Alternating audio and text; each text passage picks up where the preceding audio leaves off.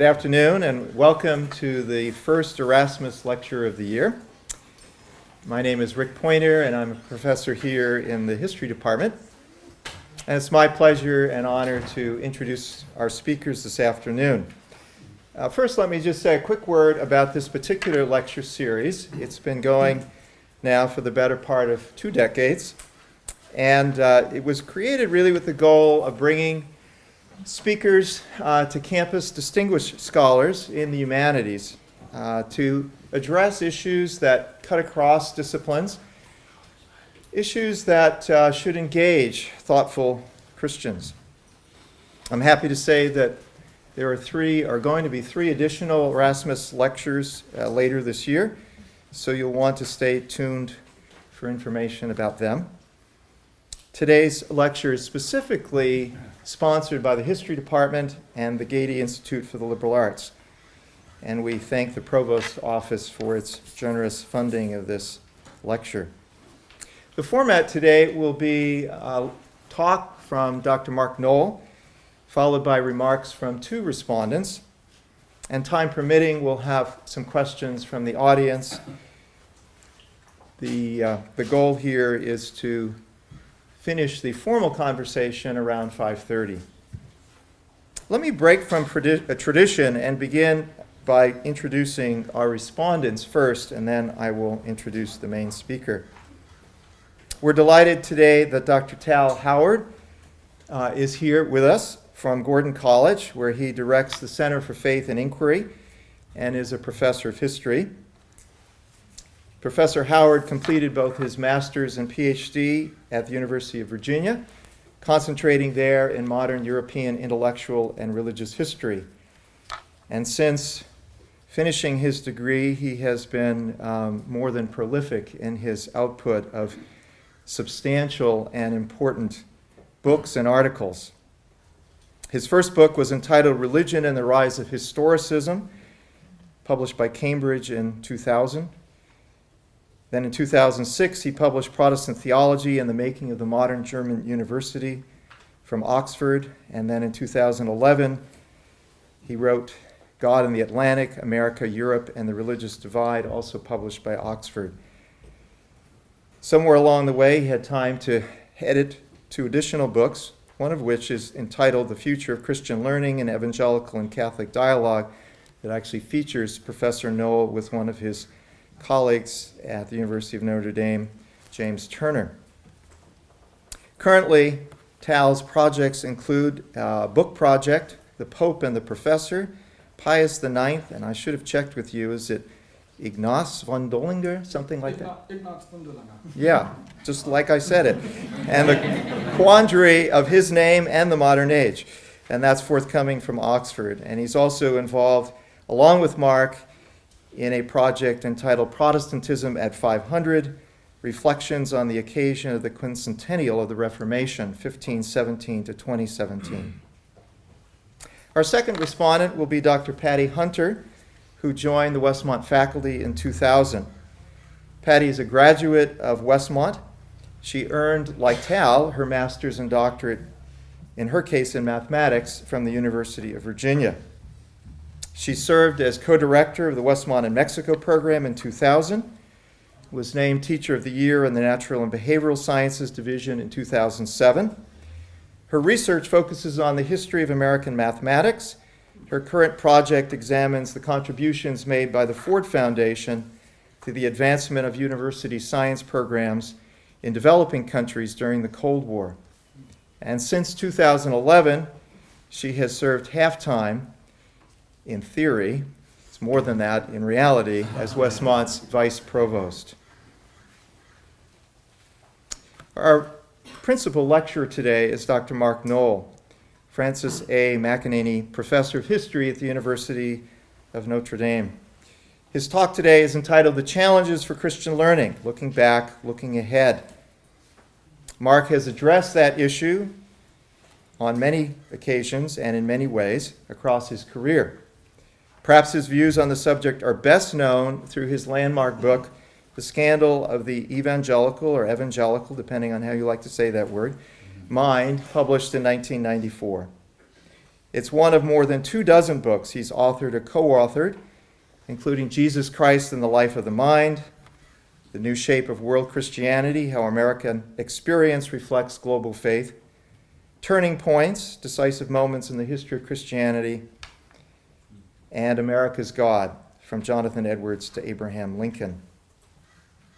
Prior to moving to South Bend, Mark taught at Wheaton College for 27 years, and among his many contributions there was the co-founding and directing of the Institute for the Study of American Evangelicals.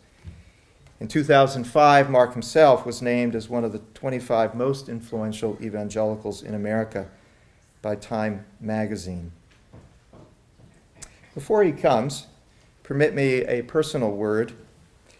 When I was just a little bit older than quite a few of you in this room, that would be the students, Mark Noll found me my first full-time teaching position. The next year, he was kind enough to leave his job at Wheaton for a year and thereby open up a job for me.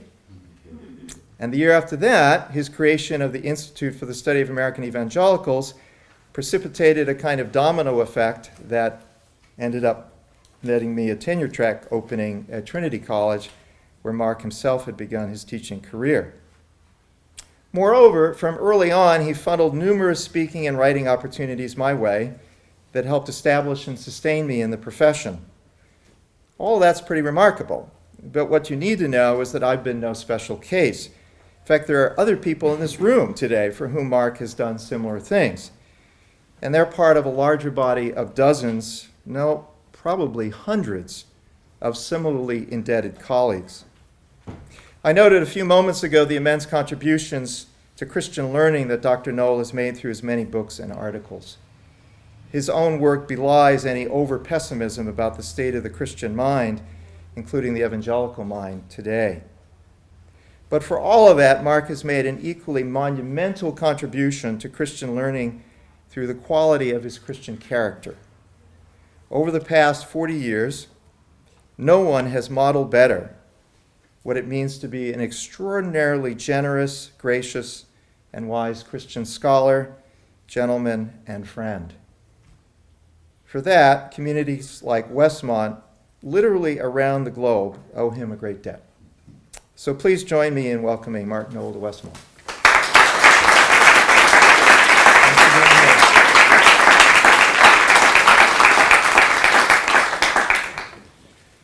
Well, those are overly generous words, and I thank you, Rick, for them very much. It's a treat to be here. I've written, I think, quite a few letters and sent stuff to, is it 155 or 955? The pause. 90318 138? Really pleased to be met at the Montecito Inn by Cynthia Tom Smedley, who showed us around a little bit after being a Notre Dame faculty and church members with Cynthia. Cynthia took us sort of like Martin Luther King Jr. to the top of the mountain for a good view of Westmont. And last 6 hours or so, I think Maggie, my wife, and I have ascended and descended more feet than we do in 6 months in South Bend. And you have out here almost as much, I would say, almost as many Mercedes and Escalades and BMWs and Jaguars as we do in South Bend, Indiana. It's remarkable, remarkable phenomenon. So the challenges for Christian learning, looking back and looking ahead. I could do it, but won't today, build the entire talk around my memory of Tom Byron, who was the dean of students and the coach of the men's basketball team at Westmont from 1965 to 1972.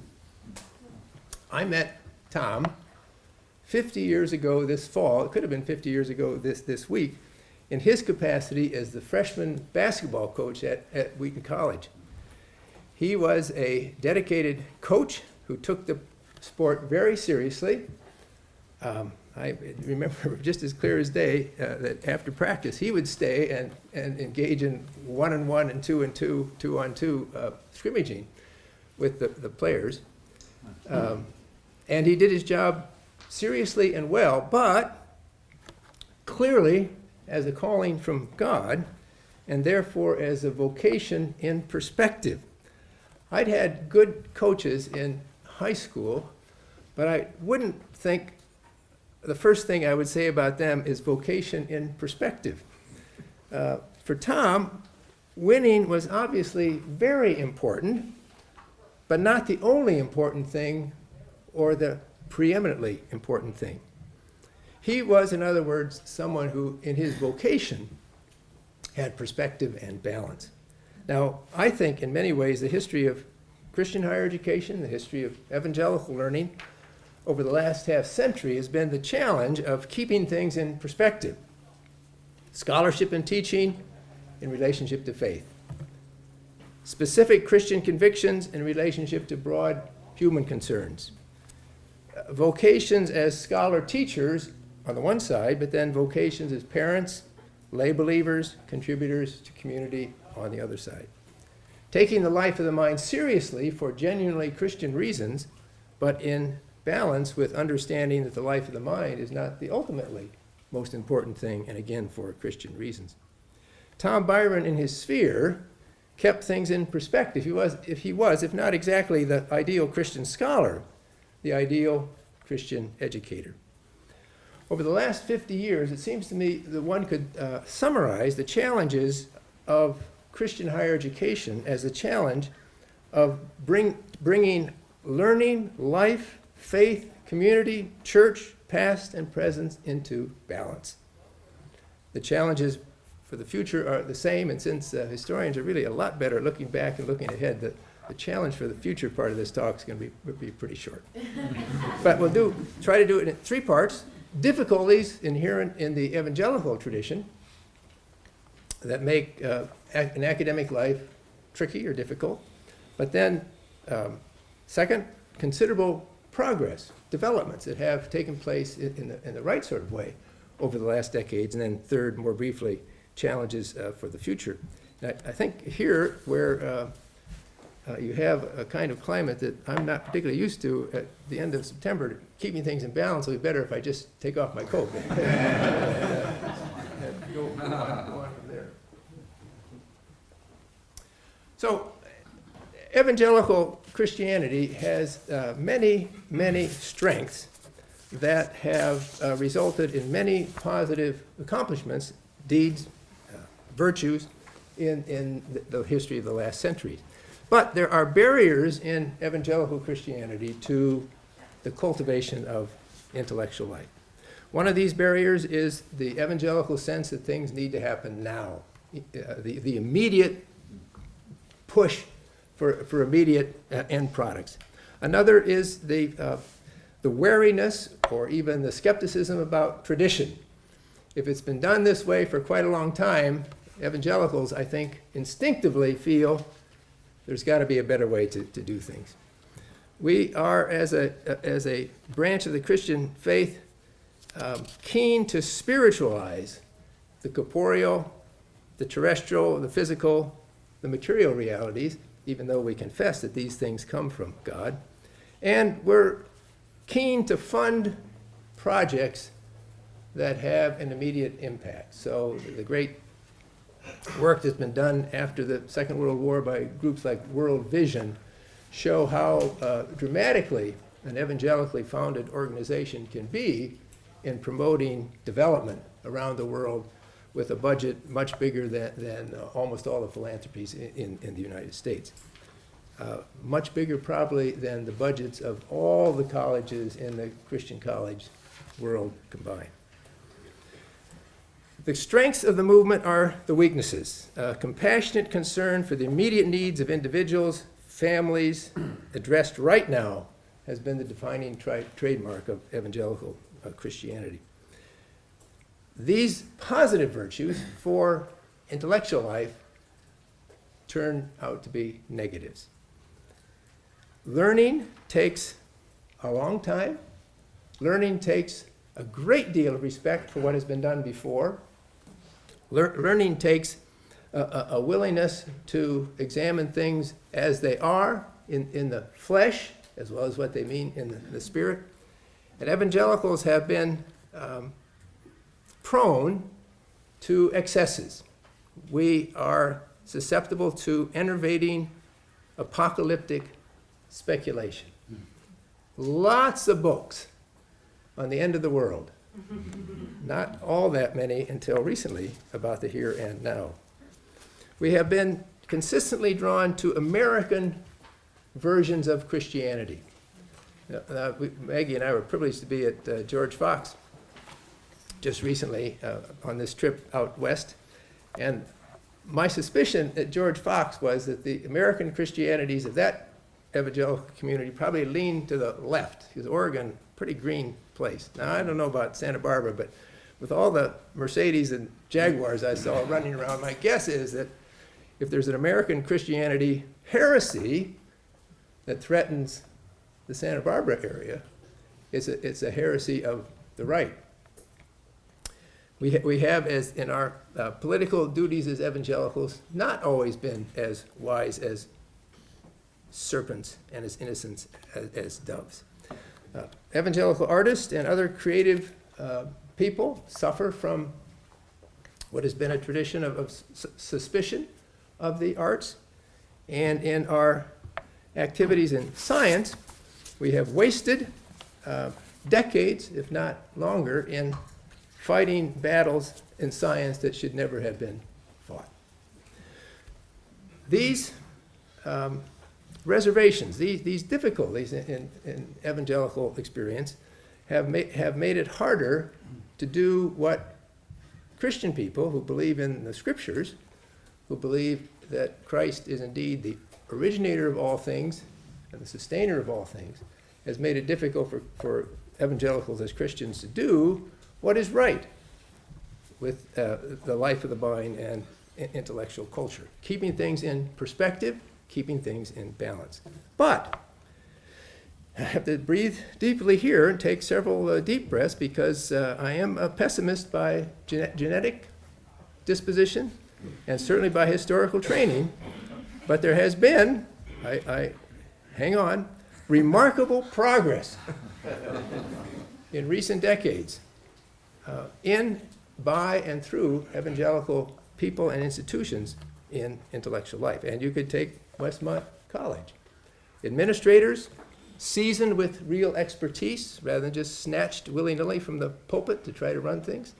Smart students, parents willing to invest a lot of money to promote and sponsor education that, yes, hopefully will lead to a job, but even more will ground people in how to think about the world, how to act in the world as responsible Christians. Special initiatives like the Gady Center have shown the dedication of evangelical institutions for doing more in the intellectual life. Well-trained faculty with a very impressive roster, with doctorates from top-flight U.S. and overseas graduate schools, and reputations, perhaps not worldwide, but spreading at least to my corner of the Midwest, and without trying to work on them. I'm aware of Westmont's genuine academic excellence in biblical studies, physical education, biology, and I have written in my notes, of course, history, which has, and I also have written one of the finest young departments anywhere. I'm thinking of Rick Pointer as a young professor, so this may be, I'm delighted to have. You just invalidated everything else you said, Mark. I'm delighted that Tal Howard is a commentator today, because I actually think that on the coast at Gordon and Westmont, there are probably, and again, I certainly wouldn't know the universe of history departments in Christian colleges, but two of the very best history departments that are out there in evangelical higher education.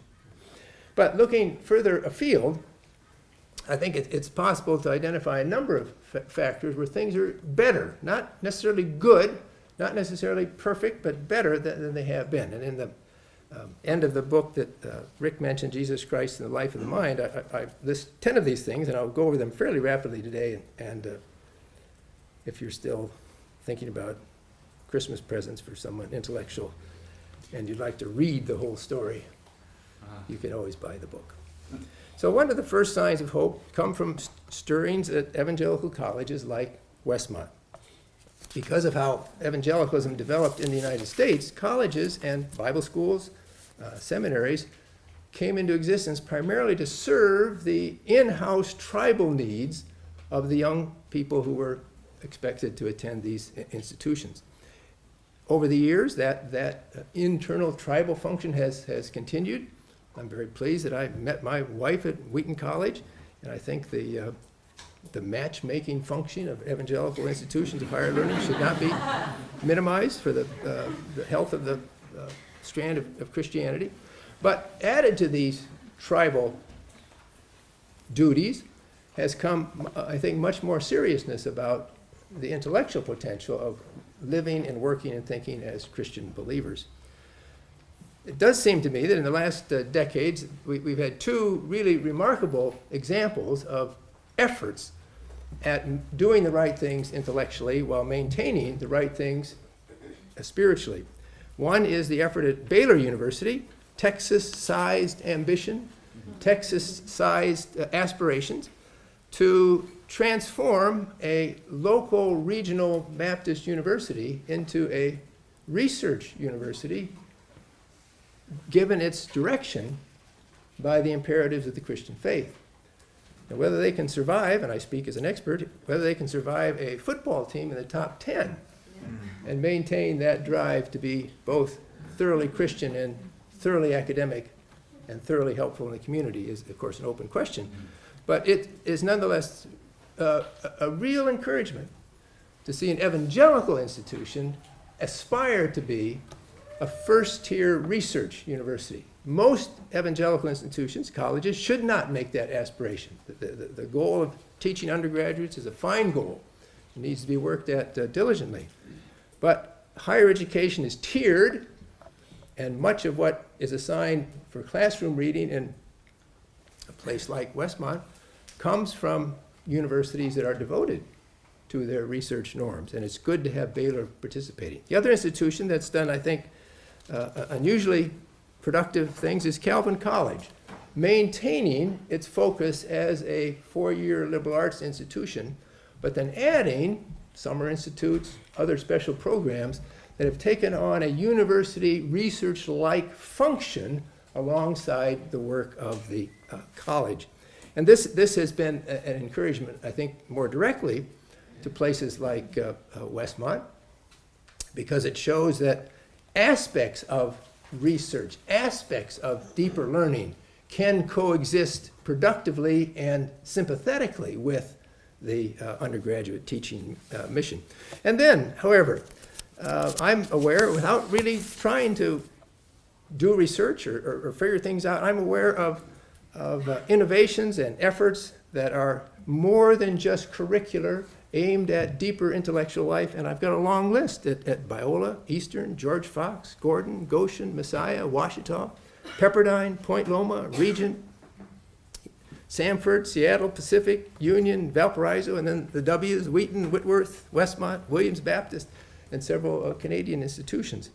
So 40 and 50 and 60 years ago, there were outstanding scholars at evangelical institutions, but there's a lot less infrastructure devoted toward the promotion of learning.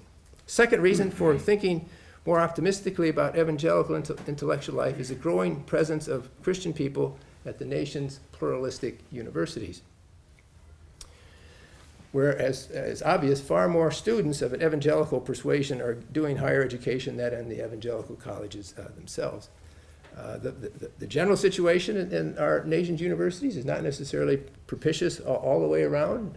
We hear often of unusual dissipation, unusual outbursts of atheism, oftentimes promoted at secular campuses. But it's also the case that the roster of identifiably Christian faculty at pluralistic universities, or faculty, if not evangelical, if not sometimes even Christian, who are sympathetic and willing to work with, willing to help graduate students and even undergraduates who are professing believers to do their work well. That number has continued to grow and grow. In addition, there are at many, or at least several, more and more of the nation's pluralistic universities, self-standing centers devoted to Christian learning. Cornell, Illinois, Michigan, Michigan State, Minnesota, Virginia, and a newly created 2 or 3 years ago consortium of Christian study centers that provides advice, counsel, encouragement for local groups that want to band together to help the Christian cause at local universities. InterVarsity Christian Fellowship and other groups have difficulties now because of the mores in public life in continuing on their work, but groups like that have done a terrific job at standing with and for Christian students at pluralistic universities.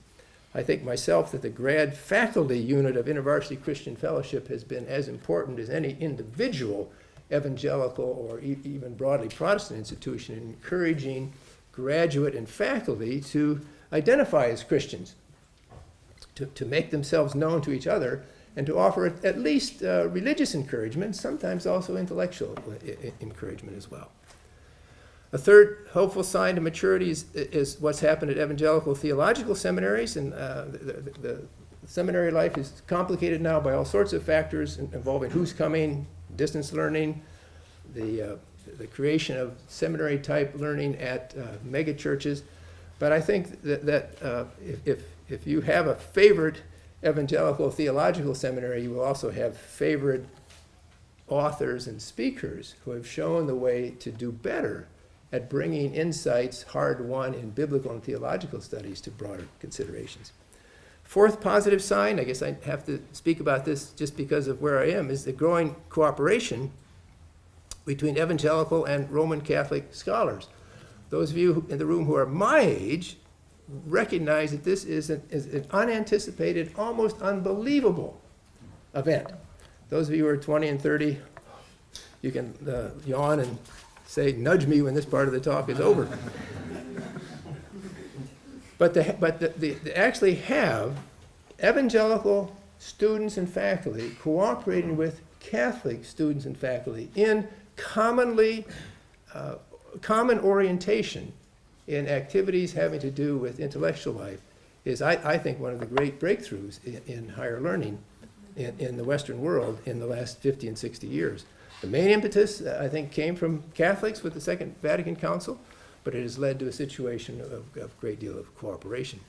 At Notre Dame, in the theology department, sociology, political science, law, and to some extent history, these units of the university know that one of their best sources of PhD students will be the kind of colleges represented by Westmont. We have one really fine Westmont graduate in the PhD program in history at Notre Dame. My good friend Green, Peter Green. When you get to a certain age, friends, there's little synapses, they just don't quite click. Peter Green came well prepared from Westmont with a fine master's degree, and he has impressed people at Notre Dame with his ability to do the first level work that needs to be done. And that story is repeated many, many times over in Notre Dame's setting, where the aspiration to serve as a premier research university needs students who understand something about the Christian character, Christian possibilities of learning. We are in a world situation where the most prominent, visible, and articulate proclaimers of the good news in Jesus Christ for 30 or 35 years, 40 years, have all had the same first name. The first name is Pope. John Paul II, Benedict XVI, and now Francis have spoken out, not in evangelical Protestant terms entirely, but in terms focusing upon the goodness and greatness of Christ. A fifth positive circumstance is strong support from philanthropies. A number of foundations, Fieldstead, McClellan, Mustard Seed, Stewardship, Templeton, and especially the Lilly Endowment and the Pew Charitable Trust have on their radar screen evangelical institutions. And although as academics, the magic word is always more, nonetheless, there has been a recognition of good quality work undertaken at institutions like Westmont. And if I knew the whole history of Westmont, I'm guessing that some of your buildings have been helped by philanthropies like this, some of the faculty initiatives, some of the faculty time off, has received this kind of support. The most notable example of this kind of philanthropic enterprise has been, or was in my estimation, the programs that were funded by the Pew Charitable Trust at the University of Notre Dame years before I got there, but managed by a fine evangelical Protestant, Nathan Hatch, with help from other people. Over a period of about 15 years, the Pew Charitable Trust financed programs that tried to help undergraduates from Christian colleges, graduate students from Christian colleges, young faculty who could identify in some general way with historic Christianity, and senior faculty, and all oriented in a non-institutional way, but oriented toward better understanding of the life of scholarship while preserving the virtues of Christian character. The number of people who were supported in PhD work, the number of books that have appeared during the operation of this particular program sponsored by the Pew Charitable Trust is really remarkable. The next reason for hope is and things that have gone right is progress in the academic disciplines, and with Christian philosophy clearly leading the way. Beginning at mid-century with a few intrepid Calvinists and independent evangelicals, and stimulated by association with a doughty band of neo-Thomists, Christian philosophers have now for several decades been engaged in first-rate, first-order investigation at the highest level. Names like Robert Adams, William Austin, Alvin Plantinga, Nicholas Walterstorff are well known in the academic world for not primarily or not just willingness to be identified as Christians, but for having razor-sharp, carefully articulated, sharply pointed interventions into this philosophical world as a whole. The annual philosophy conference that Arthur Holmes began at Wheaton College in 1954, the work that Asbury College has done for several decades now in sponsoring the journal, Faith and Philosophy, of the Society of Christian Philosophers, are indications of ways in which colleges like Westmont have played a role in promoting what has become not exactly an intellectual renaissance, but really a great improvement in academic philosophy, promoted by people who are not ashamed at all to be called Christian believers. When our visit to Westmont is over, Alistair or someone's driving us down to Pepperdine for the biannual meeting, fall meeting of the Conference in Faith and History. I have not been able to attend for quite a few years, but I'm just delighted to attend now because the program is jammed with interesting papers, some of them by people I've heard of, many by people I've never heard of, but indicating a groundswell of interest in people who have a historical bent for scholarship that is identifiably historical, but also undertaken in a broadly Christian organization. And there are other groups as well. None of the other disciplines in the American intellectual world are, I think, as far along as philosophy, but there has been real progress in many of them. A seventh mark of at least some progress is in the domain of science. The work of the American Scientific Affiliation, the work of BioLogos, the work of the journal Perspectives on Science and Christian Faith have shown people who are interested in finding out, and that is a somewhat limited group, but shown people who are interested in finding out that serious Christian commitment can go along with serious Christian investigation. We were privileged at South Bend to have your Professor Schloss, first name? Jeff, at Notre Dame and coming to our church, which was a treat, because it meant that in the coffee hour, people like myself, whose technical knowledge on biological questions sort of ended with freshman level zoology at Wheaton College, could get a good education on what kind of efforts he was making to try to be helpful to the scientific community in asking questions based on faith, and then being even greater help to the evangelical Protestant community for showing how diligent and disciplined and cautious scientific investigation need not pose any threat to stability and to Christian learning. An eighth area where favorable developments have helped evangelicals toward greater intellectual responsibility is the world of publishing. In hearing Rick introduce Tal Howard and list the places where his books have been published, again, most of you here won't recognize that this could not have been done 50 years ago, could not have been done 60 years ago. Rick's books published by the University of Indiana Press, both of them, would not have happened. There had been in the 20s, 30s, and 40s Christian publishers who maintained a certain level of intellectual integrity, but not many and not much. Some of those publishers have continued their good work and really deserve more credit than they have received for holding on to something positive during what really was a very dry period for serious Christian publishing. Now the difficulty is for someone who has a good project, a good manuscript, is where should I send this? Where should I make the inquiry? That is a change of a first order over the last decades. A ninth source of hope or developments in world Christianity. Together,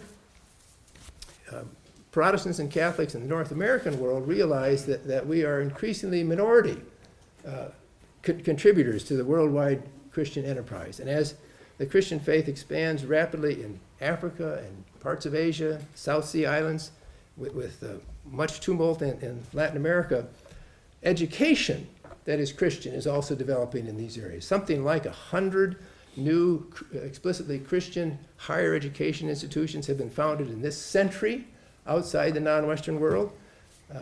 All of them together probably may not yet have the intellectual firepower of your faculty lounge, but they will in just a few years, in just a few decades. And as insights, not only in intellectual life, but in other matters, come into the Western world from the non-Western Christian world, there will be great opportunities for learning, and I expect great opportunities of advancement. Think about a world in which probably last Sunday, more people were in church in the People's Republic of China than in all of Christian Europe. And think about what you know concerning the drive, energy, mental agility of the historic Chinese empires. And those of you who are 18 or 19 or 16 or 20 and have not started learning Chinese are really missing the boat. Those of my age can say, well, I'm just too old, but you're not too old for that. A tenth and last reason for modest optimism about Christian learning is the story of individual scholars who have worked in the broader academy. And I think we'll pass up some stories here, but I've been the beneficiary of extraordinary help, assistance, clearing of the path by older Christians in the academy. And as that process goes forward, it's not as though perfection lies at the end of the road, but more and more opportunities are available for more and more people to do what should be done, to do what they're called to do as Christian believers in the intellectual life. But I've got to look ahead, and even as I say, as a historian, I do this with great nervousness. But let me try to suggest that the challenges for evangelical Protestants in higher education and the intellectual life in general can be summarized in three ways. Challenges within the evangelical world, challenges for evangelicals in the world, and then challenges concerning the world in evangelical Christianity. The challenges within evangelical Christianity, historically considered, are the sort of things I talked about at the beginning of this lecture. Evangelical Protestants are not going to found a Stanford University. Evangelical Protestants are not going to found a California Institute of Technology. But evangelical Protestant communities, by doing better in the sort of things that have supported Westmont over recent decades, can, I think, hopefully continue to do better if the immediatism, the populism, the anti-traditionalism, the kind of fixation on the future at the expense of the present do not stand in the way.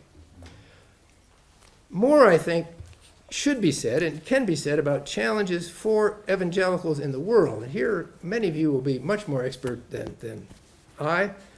Certainly, the utilitarian push in higher education is understandable. If you're a parent or a guardian or somebody who's paying for a college education, and at Westmont it costs a lot more than it did when I was an undergraduate. You don't want people to be just trained to deliver pizzas. You want people whose intellectual development at college leads to a job. And there certainly can be nothing wrong with that kind of aspiration, unless it ruins education. Unless it means that the benefits for spending time study are construed as entirely related to the economic and the financial betterment of the college graduate. This pressure is on from every direction. Liberal arts colleges like Westmont, I think, have a great opportunity to say we are doing more with the preparation of people for their first jobs. But we want to do even more for the preparation of people for a lifetime of considering what is true, what is good, what is beautiful, and how those insights can be brought into your communities. Certainly for evangelicals in the world, there's a great and increasing challenge there is for all people of conscience of income inequality and the social correlates of income inequality. Evangelical Christianity has been a middle class religion, some reaching out to the upper crust, some reaching down to those without means, but it's been primarily a movement with middle class instincts, middle class origins, middle class aspirations. And in a world where the gap between the rich and the poor increases all the time and complicates every social, political, environmental, ecological effort, evangelical Christians need to think hard, but then to also act responsibly for the material strata that exist in the world. Our families in the Western society world, and to some extent around the world, are beset with instabilities. A lot of publicity about advocacy by lesbian and gay and transgender group. Tal Howard has had a situation at Gordon of that sort, and you may out here too. But there really is much more stress on what have been historically in all Christian traditions, the functions of the family for exhibiting, illustrating, and passing on the Christian faith. We also face in our world challenges from the media. I was told by Alistair Chapman I couldn't talk about MOOC or distance learning of the faculty. I'd lose the people would walk out. I don't, you'll have to explain the local situation to me better. What I'm more concerned about, though, is a world in which people are constantly walking around like this. Maybe at Notre Dame, you used to have to watch out for the skateboarders. Now you got to watch out for people that are, I don't know, doing what? Friending or watching Mad Max or, something. But a wired world may just be with us. Historically considered, Christian people were at the forefront of exploiting the print revolution for good. Christian people were behind the curve in exploiting television for good. And I think there have actually been some serious Christian use of the modern media. I've certainly enjoyed being able to click on my computer and find any text I want in 750 languages within 10 or 15 minutes. And so this is not a wasteland, and the Luddite attitude would be the wrong attitude. We're just not going to do Facebook. We're going to throw away our cell phones. Wouldn't hurt to have cell phone sabbaticals or cell phone Sundays. But these capacities are there because God gave people the minds to figure them out. But they're also, like many other God-given capacities, gifts that can become tyrants. So these are challenges facing not just, obviously, evangelical academic institutions, but all institutions. The last challenge, I think, is really the most serious, and that is the challenge concerning the world in evangelicalism. Christian learning needs a lot of things. Christian learning needs the kind of details I've been talking about here today. But Christian learning needs, first of all, Christianity.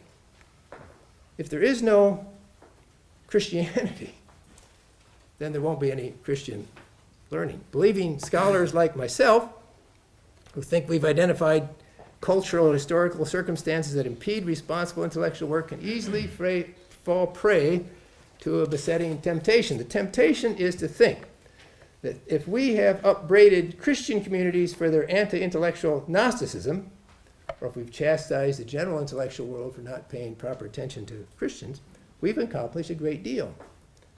In fact, even the best sort of criticism or challenges of these sort are only like an official at a track meet, calling competitors to the starting line. Running the race is different. The race itself requires what the author of the letter to the Hebrews calls throwing off hindrances and running with perseverance. Most of all, it requires keeping the prize always in view. And these are words for scholars as well as for everyone. Let us fix our eyes on Jesus, the author and perfecter of our faith, who for the joy set before him endured the cross, scorning its shame, and sat down at the right hand of the throne of God. For Christian life, including Christian academic life, to press on without growing weary and not losing heart, the scriptural injunction is simply to consider him. And so, for scholarship that is Christian, the essential ingredients are going to be the same as for Christian family life, Christian political service, Christian community involvement, Christian economic activity, Christian medical care, or any other activity that we would like to think about in Christian terms. The ingredients are prayer, that returns to the source of forgiveness and hope, service, goes into the world in Christ's name, Bible reading or preaching or catechesis that rehearses the story of salvation, sacraments that instantiate the presence of Christ, fellowship that draws believers to each other and to their Lord, singing that inspires love of God and neighbor, sympathy that turns hearts toward the suffering, and meditation that draws the mind to God. These are essential ingredients of all Christian vocations, and they rest upon the essential transaction that was once framed memorably by Isaac Watts. See from his head, his hands, his feet, sorrow and love flow mingled down. Did e'er such love and sorrow meet, or thorns compose so rich a crown? Were the whole realm of nature mine, that were an offering far too small. Love so amazing, so divine, demands my soul, my life, my all. So, if as Christian believers we say that all the treasures of wisdom and knowledge are hid in Christ, the time is past to talk about treasure hunting. The time is now to unearth the treasure, to offer it to others for critique or affirmation, and above all in academic, as well as in our other activities, to find in the treasure new occasions to glorify the one who is the treasure, and as the treasure gives himself to us. Thank you.